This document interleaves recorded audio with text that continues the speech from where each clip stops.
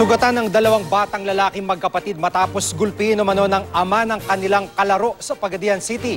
Hinabol pa raw mga biktima ng sospek na may dalang itak.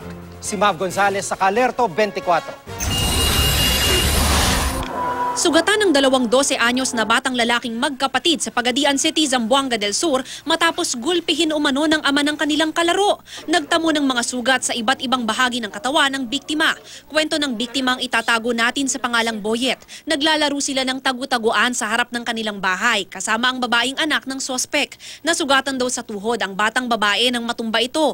Inihatid nila ang kanilang kalaro sa bahay ng sospek at ipinaliwanag sa kanya ang nangyari.